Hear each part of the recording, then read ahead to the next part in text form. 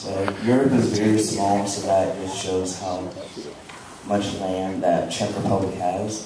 And it's surrounded by Germany, Poland, Austria, and Slovakia. The capital is Prague, and life expectancy is 76.4 years, which is kind of long. Literacy is at 99%, and the official language is Czech.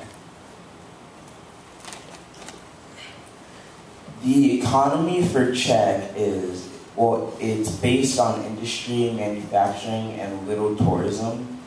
And it is one of the most developed economies in Central Europe. So with Germany and all the other countries near it, it's one of the most developed.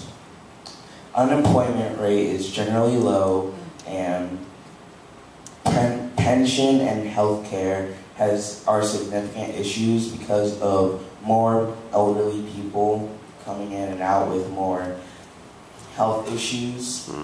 So they have more health bills, and it's more than it was many years ago. Income per person is $20,760, which is only 44% of U.S.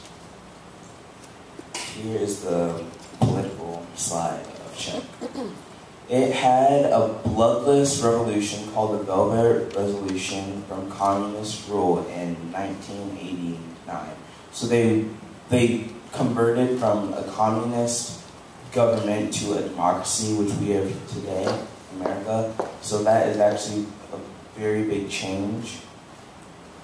The nation, as I said, the nation became a democracy, and they moved away from Slovakia. And Slovakia and Czech Republic, they are neighbors. So at a time, they were just one country, and they left Slovakia. They are a multi-party democracy like we are in America, and they became a member of the European Union in 2004. The current president is Milos Zeman, and that's a picture of him. Here is the religious slide. Czech doesn't really have a really big group of religious people. Most of the population is actually non-religious, and this is the first country that we have prayed for where the majority of the population is non-religious, which is 71.4% of the population. 25.9% are Christian, and 2.5% are other. So almost 3/4 of the population don't believe in God or anyone. And so here is lessons in Czech. This is a new thing that we were doing, and we've been teaching a lot about countries, but we really haven't got to know how they talk and speak. So I'm going to teach you 3 words in Czech. Awesome. And so the first word is jump. And to pronounce it, it's like sock, but you put a K after the S. So it's skok. Skok. Yeah. And yeah, it sounds like sock, but there's a K in front of the S. So that's the only difference, really. The second word is cup. And it's pronounced pauhara. Pauha. It's supposed to be named. So it's like pauhara almost.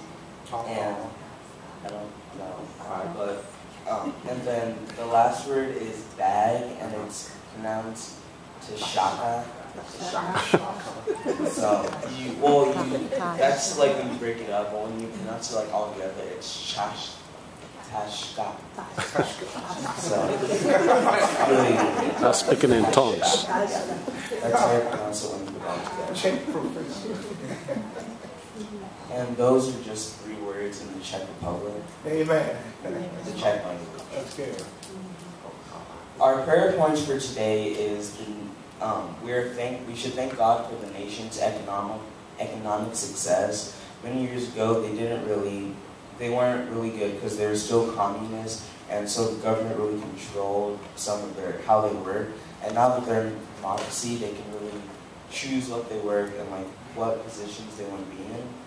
And thank God also for the peaceful transition from communist to democracy Yes.